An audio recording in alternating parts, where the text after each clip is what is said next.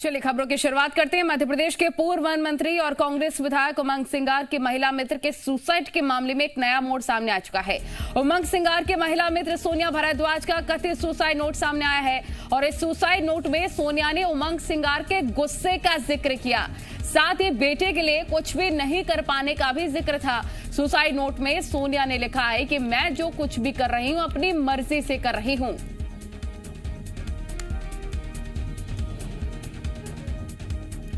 भोपाल से बड़ी जानकारी दे रहे हैं आपको। अब सुसाइड नोट सामने आ चुका है, उसमें क्या कुछ लिखा हुआ है वो भी हम आपको बताएंगे, लेकिन कई बातों का जिक्र इस सुसाइड नोट में करती हुई वो महिला नजर आई।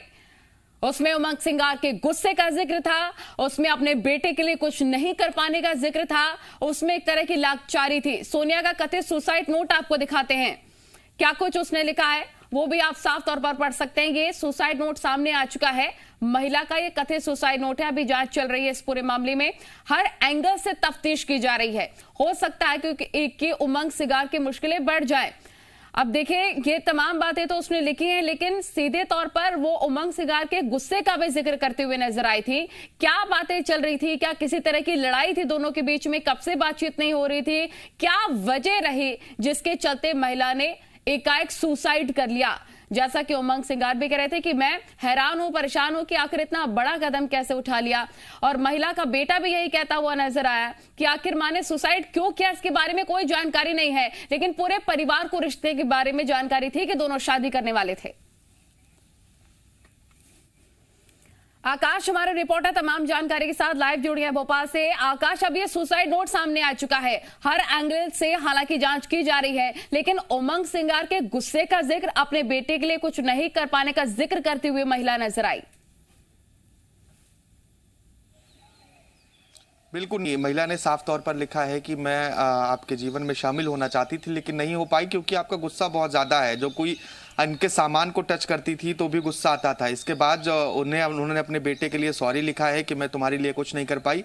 ये पूरा मामला धीरे धीरे और बड़ा होता जा रहा है। हालांकि पुलिस ने पहले ही इन पर आत्महत्या के खिलाफ उकसाने का मामला उमंग सिंगार के खिलाफ दर्ज किया है। जांच अभी जारी है, लेकिन अभी क्या और नया मोड़ आता है। पहले विधायक प्रवीण पाठक इस बंगले पर पहुंचे, इसके बाद कल उन्होंने जी मीडिया पर अपनी सफाई भी दी। तो ये केस धीरे धीरे गहराता जा रहा है। देखना ये होगा कि इसमें और क्या नया मोड़ सामने आता है। हालांकि सुसाइड नोट सामने आ चुका है। ठीक है आकाश, लेकिन क्या किसी तरह का झगड़ा उनके बीच हुआ था? क्या काफी वक्त से वो दोनों बात नहीं कर रहे थे? क्या वजह रही, इसके बारे में कोई क्लू लग पाया क्या अब तक? नलिनी, देखिए, अभी तक जो बयान सामने आ रहे हैं, चाहे वो उमंग सिंगार का बयान हो, चाहे मृतका की मां का बयान हो या उसके बेटे का बयान हो, कोई भी इस बात को मानने को तैयार नहीं है कि उन दोनों के बीच लड़ाई झगड़ा था। सब यही कह रहे हैं कि आने वाले कुछ दिनों में, 1-2 महीने में वो लोग दोनों शादी करने वाले थे और दोनों अच्छे से रह रहे थे। हालांकि इस बीच क्या विवाद हुआ, क्या बात हुई, ये खुलासा अभी नहीं हो पाया है। हालांकि एक क्लू ऐसा सामने आ रहा है कि इनके कुछ व्हाट्सएप के जो चैट हैं वो सामने आ रहे हैं, जिसमें कुछ बातें ऐसी हैं जिससे लड़ाई झगड़े की बात सामने आ चुकी है। लेकिन ये अभी सिर्फ बात चल रही है, बातों का बाजार गर्म है, इसकी अभी कोई पुष्टि नहीं हो पाई है। लेकिन सभी अभी इस बात से इनकार कर रहे हैं कि इस मामले पर कोई लड़ाई झगड़ा इनका था जिसकी वजह से ये सुसाइड हुआ है। ठीक है आकाश, अब बने रहिए, आगे भी आपसे लगातार अपडेट लेते रहेंगे। हालांकि इस पूरे मामले में अभी जांच पड़ताल चल रही है। महिला मित्र की खुदकुशी के मामले में जहां उमंग सिंगार पर पुलिस का शिकंजा और ज्यादा कसता जा रहा है और प्रदेश की राजनीति भी काफी गर्मा गई है, बयानों और सुसाइड नोट के आधार पर पुलिस ने उमंग सिंगार को आरोपी बनाया है, तो वहीं उमंग सिंगार और महिला मित्र के परिवार वालों को उनसे कोई शिकायत नहीं है। कांग्रेस भी खुलकर उमंग सिंगार के समर्थन में उतर आई है।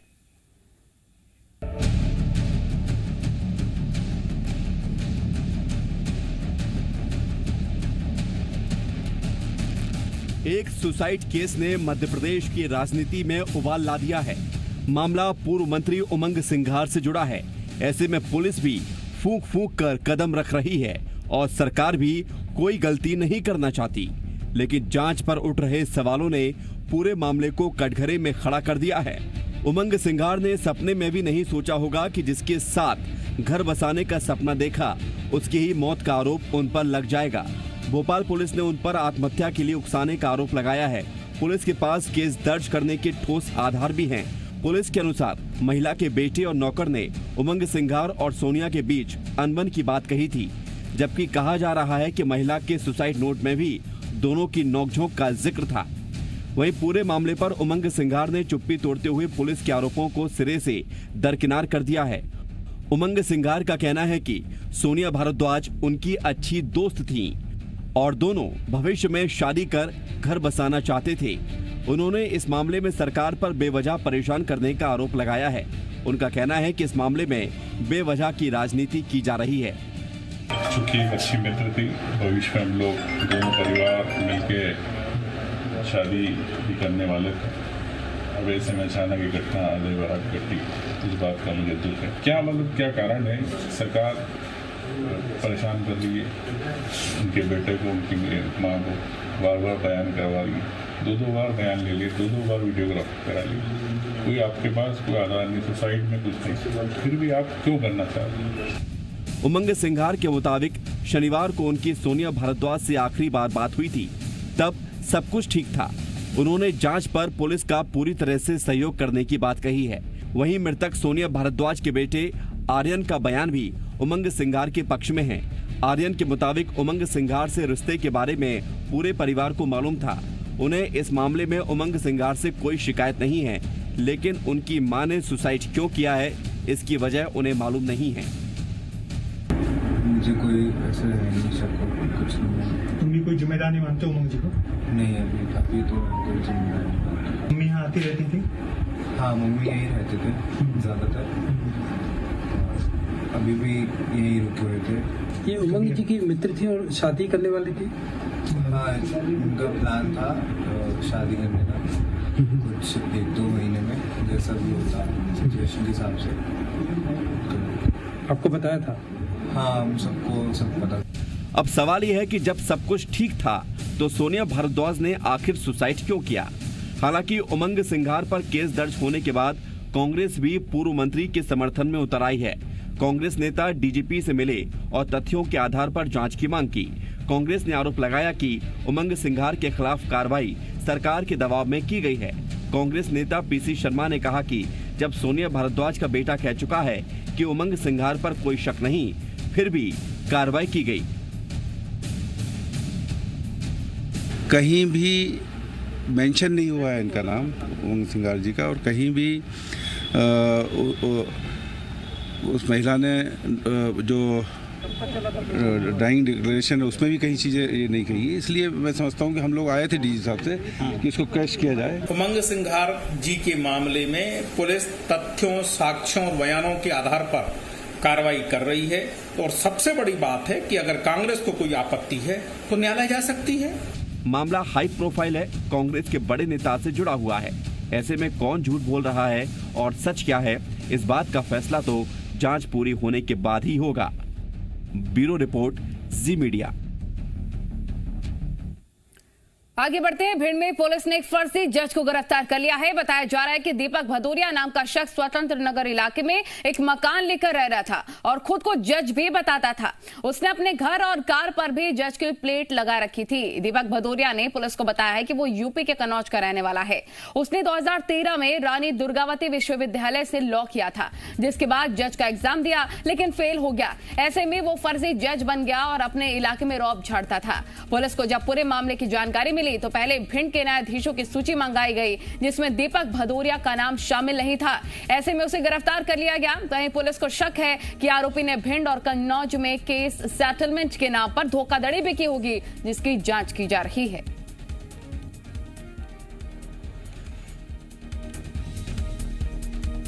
पर अपना प्रभाव जज होने का दिखाते थे और भिंड जिले में भी दिखाया है। ऐसी सूचना आ रही है, टोल टैक्स पर टोल देते समय ना देने के लिए भी इसका उपयोग किया है। इसके अलावा लोकल छिबरामऊ में भी किया है। चूँकि मेरे पास मैसेज जो आया है वो मुझे संभवतः ऐसा लग रहा है कि वो छिबरामऊ से है। क्या कार्रवाई अगर इन पर की जा रही है? वैधानिक कार्रवाई की जानी सुनिश्चित की जा रही है। DPO सर से और अन्य वरिष्ठ अधिकारी से मार्गदर्शन लिया जा रहा है। बाद मार्गदर्शन की कार्रवाई की जाएगी। नकली रेमडेसिविर इंजेक्शन मामले में जबलपुर पुलिस को एक बड़ी सफलता हाथ लग गई है। कोर्ट ने सिटी हॉस्पिटल के संचालक सरबजीत मोखा की पत्नी जसमीत मोखा और अस्पताल की एडमिनिस्ट्रेटर सोनिया खत्री की पुलिस रिमांड जारी कर दी है। पुलिस ने दोनों से पूछताछ के लिए रिमांड मांगा था, जिसके बाद कोर्ट ने दोनों को 20 मई तक पुलिस रिमांड में भेज दिया है। आपको बताएं कि जसमीत मोखा और सोनिया खत्री शुक्ला जांच में पुलिस को सहयोग नहीं कर रही थी। पुलिस के अनुसार अब मामले की जांच के बाद पूछताछ के बाद कई चेहरे बेनकाब हो सकते हैं। गौरतलब है कि पूरे मामले में सरबजीत सिंह मोखा का बेटा हरकरण मोखा अभी भी पुलिस की गिरफ्त से दूर है। ऐसा माना जा रहा है कि पुलिस जल्दी ही हरकरण के ऊपर इनाम घोषित कर सकती है। पुलिस ने सरबजीत मोखा की पत्नी और सिटी हॉस्पिटल की एडमिनिस्ट्रेटर सोनिया की गिरफ्तारी की है। उनका 20 तारीख तक पुलिस रिमांड के लिए लिया गया है और पुलिस की जांच जारी है। हम लोग सारे रिकॉर्ड खंगाल रहे हैं, अकाउंट खंगाल रहे हैं और हॉस्पिटल के डॉक्टर्स, प्रशासन के व्यक्ति और इनके परिवारजनों से सबसे पूछताछ की जा रही है। मध्य प्रदेश के मुख्यमंत्री शिवराज सिंह चौहान आज रतलाम दौरे पर जाएंगे और सीएम शिवराज दोपहर तकरीबन 12:45 बजे रतलाम पहुंचेंगे। मेडिकल कॉलेज में सीएम शिवराज मरीजों का हालचाल जानेंगे। इसके बाद वो स्वास्थ्य व्यवस्था और कोरोना नियंत्रण को लेकर अफसरों के साथ मीटिंग भी करने वाले हैं। इस दौरान प्रदेश के उच्च शिक्षा मंत्री और रतलाम कोविड प्रभारी मोहन यादव भी उनके साथ मौजूद रहेंगे। सीएम शिवराज सिंह चौहान रतलाम में तकरीबन 1 घंटे तक रहने के बाद उज्जैन जिले के लिए रवाना हो जाएंगे। आज क्या कुछ कार्यक्रम रहने वाले मुख्यमंत्री शिवराज सिंह चौहान के, वो हम आपको बता रहे हैं।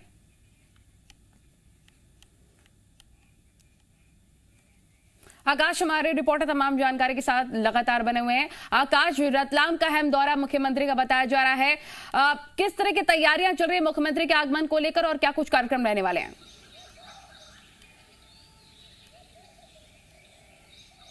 देखिए नलिनी, प्रदेश में अब कोरोना के मामले कम होने लगे हैं। धीरे धीरे पॉजिटिविटी रेट जो 23 पर थी अब वो 9 पर पहुंच गई है और पॉजिटिव आने वाले मरीजों का सिलसिला भी कम होने लगा है। लेकिन रतलाम की ओर सीएम का ध्यान ज्यादा है। पहले ग्वालियर के लिए सीएम ने निर्देश दिए थे कि ग्वालियर में पॉजिटिविटी रेट जो है वो कम नहीं हो रही, इसलिए निर्देश दिए जाएं, तो सीएम एक बार ग्वालियर भी पहुंचे थे। अभी अब रतलाम जा रहे हैं। यहाँ पर कोविड को लेकर समीक्षा बैठक की जाएगी कि पॉजिटिविटी रेट किस तरह से कम किया जाए।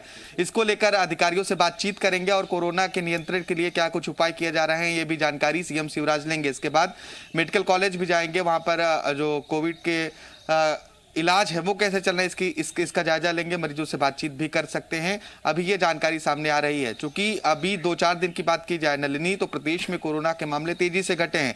बीते कई दिनों में जो मामले सामने आ रहे थे अब धीरे धीरे वो कम होने लगे हैं। तो सीएम अब उन जिलों की ओर अधिक ध्यान दे रहे हैं जहां पर मामले अधिक अभी सामने आ रहे हैं और जहां पर वाकई में सुधार की आवश्यकता है। ऐसे में यह रतलाम का दौरा बेहद महत्वपूर्ण है। कई जगहों पर आकाश केसेस कम भी देखने को मिल रहे हैं। यही वजह की कल मीटिंग हुई थी, मुख्यमंत्री शिवराज सिंह चौहान उसमें मौजूद थे और प्रधानमंत्री मोदी मॉडल की तारीफ भी कर रहे थे कि मध्य प्रदेश में जिस मॉडल के तहत काम हो रहा है, केसेस कम हो रहे हैं, उसको अपनाना होगा हर राज्य को, इससे सीख लेनी होगी।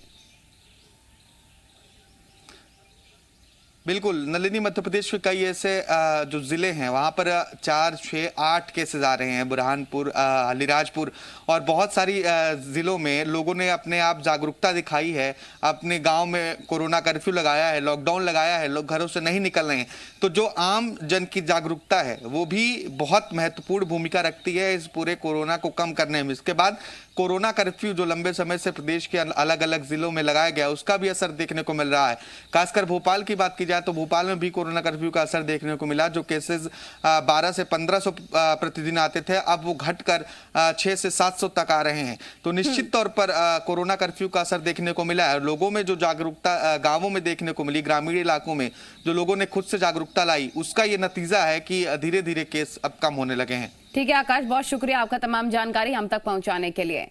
आज अहम दौरा मुख्यमंत्री शिवराज सिंह चौहान का रहने वाला है। अपडेट जरूर आप तक पहुंचाएंगे, लेकिन इसी बीच एक बड़ी खबर इंदौर से, जहां पर एमवाई हॉस्पिटल में नवजात का पैर उतरने का ये पूरा मामला है। जांच कमेटी ने सौंपी अपनी रिपोर्ट के आधार पर अस्पताल प्रशासन ने स्टाफ नर्स को किया है निलंबित। सफाई और सुरक्षा की जिम्मेदारी संभालने वाली कंपनी के 2 कर्मचारियों को भी बर्खास्त किया गया है। कंपनी पर भी लगाया गया है 1 लाख का जुर्माना। ये इस वक्त की बड़ी और अहम जानकारी बता रहे हैं, क्योंकि 2 दिन का वक्त दिया गया था एमवाई हॉस्पिटल को कि आपको रिपोर्ट पेश करना है, और आज रिपोर्ट पेश कर दिया गया है। इस पूरे मामले में अब एक कार्रवाई भी हुई है। बताया जा रहा है कि रिपोर्ट के आधार पर अस्पताल प्रशासन ने स्टाफ नर्स को निलंबित कर दिया है। सफाई और सुरक्षा की जिम्मेदारी संभालने वाली कंपनी के 2 कर्मचारी भी बर्खास्त किए जा चुके हैं। कंपनी पर भी लगाया गया है 1 लाख का जुर्माना। दरअसल आपको बता दें, एक नवजात बच्चे का हाथ और उंगली कुतरने का ये पूरा मामला है। हाथ की उंगली कुतर दी थी चूहों ने, और ये कोई पहला मामला नहीं है। एमवाई हॉस्पिटल से ऐसे पहले भी कई केसेस देखने को मिले, लेकिन स्थिति जस की तस बनी हुई है। अंशुल हमारे रिपोर्टर तमाम जानकारी के साथ जुड़ गए हैं। अंशुल, रिपोर्ट सौंप दी गई है, कार्रवाई भी हो गई है, लेकिन पिछली बार भी ऐसी ही कार्रवाइयां हुई थी, बर्खास्तगी हुई थी, निलंबन हुआ था, लेकिन हालात ठीक नहीं हो रहे हैं। पूरी तरह से परिस्थिति को ठीक किया जा सके, इस पर कैसे काम हो रहा है? जी बिल्कुल, आपको बता दूं कि नवजात बच्चे की एड़ी चूहे द्वारा कुतरने के मामले में फिलहाल 12 से 13 लोगों के इस पूरे मामले में बयान लिए गए थे, जिसमें सिर्फ स्टाफ नर्स की लापरवाही पाई गई है, और वहीं एक जो साफ सफाई का ठेका संभालने वाली कंपनी है उसे दोषी पाया गया। इसके अलावा किसी और पर कार्रवाई नहीं की गई, जबकि इतना बड़ा हॉस्पिटल है और जहाँ पर यह बच्चा एडमिट था वहाँ पर कई नर्स और कई सीनियर डॉक्टर्स की भी ड्यूटी लगाई जाती है, जिन पर की कार्रवाई नहीं की गई। हालांकि इस पूरे मामले पर जरूर मानव अधिकार आयोग ने संज्ञान लिया है और आयुक्त और संयुक्त संचालक सहित स्वास्थ्य सेवा से जांच कर 15 दिन में भी प्रतिवेदन मांगा गया है, क्योंकि लगातार एमवाई हॉस्पिटल से इस तरह की घटनाएं जो है सामने आती रही हैं, और सिर्फ एमवाई अस्पताल के द्वारा कुछ लोगों को नर्स और कंपनी पर हमेशा से कार्रवाई की जाती है और हमेशा से उन पर कार्रवाई करके पूरे मामले को खत्म कर दिया जाता है, लेकिन आगे इस प्रकार की घटना न हो, इसे लेकर किसी प्रकार की खास तैयारी। लेकिन अंशुल, सिर्फ सफाई कर्मचारी नर्स को जिम्मेदार ठहराना, उन पर कार्रवाई करना, क्या ये काफी होगा? क्या किसी और के संलिप्तता इसमें नहीं है? कौन लेगा जिम्मेदारी? बच्चे का पैर कुतर दिया गया चूहों के द्वारा। जी बिल्कुल, इसमें कहीं ना कहीं सीनियर्स डॉक्टर जो हैं उनकी भी संलिप्तता पाई जाती है, क्योंकि जो वार्ड है वो बहुत बड़ा वार्ड है और वहाँ पर सीनियर डॉक्टर्स की ड्यूटी भी लगातार लगी रहती है, लेकिन सिर्फ एक नर्स पर यहाँ पर कार्रवाई की गई है, और नर्स पर कार्रवाई कर पूरे अस्पताल के जितने भी उस वार्ड में काम करने वाले अन्य डॉक्टर्स हैं उन्हें पूरी तरह से बचा लिया गया है। हालांकि यह जो अधीक्षक एमवाईएच के उनका यही कहना है कि फिलहाल अभी और इस पूरे मामले की जाँच की जा रही है, और यदि आगे भी किसी डॉक्टर का इसमें संलिप्तता पाई जाती है, दोषी पाया जाता है, तो उस पर भी कार्रवाई की जाएगी। लेकिन पहले भी कई प्रकार से समितियां बनी हैं, उनकी रिपोर्ट्स आई हैं, लेकिन इसी तरह से जांच करने के बाद कार्रवाई करके पूरे मामले को यहां पर दबा दिया जाता है। जी मात्र 1 लाख का जुर्माना लगा देना, नर्स को पूरी तरह से उस पर कार्रवाई करना, ये नाकाफी होगा? आने वाले दिनों में ऐसी परिस्थिति ना है, इसको लेकर कोई गारंटी नहीं है यानी कि हॉस्पिटल की? जी बिल्कुल, अभी तक अस्पताल में जो सुधार कार्य है कि ताकि अस्पताल से चूहों को गायब किया जा सके, अस्पताल में चूहे वापस से ना घुसे, इसे लेकर क्या योजना बनाई गई है इसकी कोई जानकारी नहीं गई है। जरूर इससे पहले करोड़ों रुपए खर्च करके अस्पताल बिल्डिंग से चूहों को खत्म करने का दावा जरूर किया जाता था, लेकिन जिस प्रकार से बच्चे का पैर चूहे के द्वारा कुतरा गया उससे इन दावों की पोल जरूर खुल गई है, और यह भी साफ हो गया है कि करोड़ों रुपए खर्च करने के बाद भी बिल्डिंग से चूहों को गायब नहीं किया जा सकता है, और फिलहाल मरीजों की जान पर जो है अब ये चूहे भारी पड़ रहे हैं। जी बहुत बड़ी लापरवाही का ये पूरा मामला। अंशुल, बहुत शुक्रिया आपका तमाम जानकारी हम तक पहुंचाने के लिए। बात नर्स पर कार्रवाई हुई, 1 लाख का जुर्माना लगाया गया है कंपनी पर, लेकिन निश्चित तौर पर ये नाकाफी और बड़ी जिम्मेदारी आखिर कौन लेगा? बच्चे का पैर कुतर दिया जाता है, लेकिन आने वाले दिनों में ऐसे केसेस ना देखने को मिले, इसके लिए हॉस्पिटल ने क्या किया, एक बड़ा सवाल। अब बात करते हैं कोरोना की। मध्य प्रदेश में कोरोना के नए केसेस लगातार बढ़ रहे हैं और साथ ही कम भी हो रहे हैं। केसेस 24 घंटे में प्रदेश भर में कोरोना के 5414 केसेस अभी सामने आ गए। हालांकि राहत वाली बात है कि बढ़ते केसेस के बीच में ये जानकारी मिल रही है केसेस कम हो रहे हैं। मध्य प्रदेश का कोरोना ग्राफ क्या कहता है वो देखिए, पॉजिटिविटी रेट घट रहा है, यानी कि हालात अभी धीरे धीरे सुधरने लग गए। इंदौर की बात कर ली जाए 1262, वहीं भोपाल में 661, जबलपुर में 306 और ग्वालियर में 175 नए केसेस सामने आ चुके हैं। प्रदेश में कोरोना पॉजिटिविटी रेट घटकर 7.7% हो गया है। 24 घंटे में कोरोना के 11,358 मरीज रिकवर भी हो चुके हैं। 70 मरीजों की मौत हो गई है और अभी प्रदेश में 82,967 एक्टिव केसेस हैं। जहां रफ्तार के साथ कोरोना के केसेस बढ़ रहे थे मध्य प्रदेश में, इन सबके बीच राहत वाली बात कि अब पॉजिटिविटी रेट घटकर 7.7 पहुंच गया है, यानी कि धीरे धीरे केसेस मध्य प्रदेश में कम होने लग गए हैं। जिलेवार तरीके से भी हम आपको बता रहे हैं कि कहां पर कितने मामले हैं। 24 घंटे की अगर बात कर ली जाए 11,358 मरीज ठीक हो चुके हैं। तो कोरोना महामारी से जंग भले ही अभी जारी है, लेकिन संक्रमण की रफ्तार अभी धीरे धीरे कम हो रही है और यही वजह है कि कुछ दिन पहले तक जहां हॉस्पिटल में बेड्स की महामारी थी, ऑक्सीजन की किल्लत की खबरें आ रही थी, वहीं अस्पतालों में बिस्तर की उपलब्धता बढ़ गई है। हम आपको भोपाल के हमीदिया हॉस्पिटल की तस्वीरें दिखाते हैं, जहां पर अब आईसीयू के 67 जबकि 212 ऑक्सीजन बेड खाली बताए जा रहे हैं। तो महामारी के इस दौर में आपको आज एक ऐसी तस्वीर दिखाएंगे जो आपको मन में सकारात्मकता की ऊर्जा भर देगी। जी हां, एक राहत की तस्वीर हम आपको दिखाते हैं। प्रदेश के सबसे बड़े अस्पताल हमीदिया में इस समय हम मौजूद हैं और जहां पर बेड के लिए एक वक्त में मारामारी चल रही थी, अब वहां पर बेड रिक्त हो गए हैं। आईसीयू बेड की संख्या जो 185 स्वीकृत की गई है, मात्र 118 बेड यहां पर भरे हुए हैं और 67 बेड रिक्त हैं। तो जो भी दर्शक इस समय देख रहे हैं वो ये जान ले कि अगर आप हमीदिया में आएंगे तो आपको बेड मिल जाएंगे। साथ ही जिस ऑक्सीजन को लेकर किल्लत की तस्वीर एक समय हमने देखी, अब ऑक्सीजन के बेड की संख्या 240 यहां पर है और मात्र 28 भरे हुए हैं, 212 बेड खाली हैं। तो इससे समझा जा सकता है कि प्रदेश में कोरोना के मामले लगातार कम हो रहे हैं और राहत की खबर यही है, राहत की तस्वीर यही है कि जिन अस्पतालों में एक वक्त में बेड को लेकर मारामारी चल रही थी, अब वहां पर बेड रिक्त हैं। अगर आप यहां पर आएंगे तो आपको बेड खाली मिलेंगे, आपका इलाज हो सकता है। लेकिन अभी की जो स्थिति है उससे ऐसे ही लग रहा है कि कोरोना संक्रमण पर सरकार के प्रयास सफल साबित हुए हैं। कैमरामैन अतुल जैन के साथ मृदुल शर्मा, भोपाल। अगर खाके ही नियमों का पालन ना करे तो फिर नियमों का पालन कौन करेगा और कौन कराएगा? इंदौर में पुलिस अधिकारी खुद कोरोना नियमों की धज्जियां उड़ाते नजर आ रहे हैं। एरोड्रम थाने में पदस्थ एसआई राजेश गौड़ ने धूमधाम से अपनी बेटी की शादी की, जबकि कोरोना कर्फ्यू के चलते शादी ब्याह जैसे आयोजनों पर रोक है। बावजूद इसके एसआई ने अपनी बेटी की शादी में कोई कमी नहीं की, कई मेहमानों को बुलाया। पूरा मामला तब सामने आया जब शादी समारोह का वीडियो वायरल हो गया। एसआई की बेटी की शादी का वीडियो वायरल होते ही कई तरीके के सवाल उठने लगे, क्योंकि शादी समारोह में कई पुलिसकर्मी भी मौजूद थे। वहीं अब खबर सामने आने के बाद पुलिस अधिकारी कार्रवाई की बात कर रहे हैं, लेकिन एसआई राजेश गौड़ का यूं अपनी बेटी की शादी कराना प्रशासन को चुनौती देने जैसा है।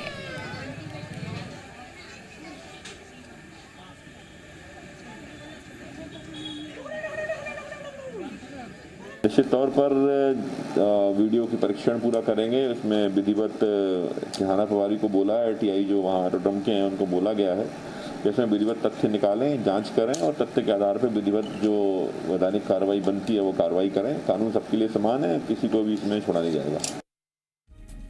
फिलहाल इस बुलेटिन में इतना है, लेकिन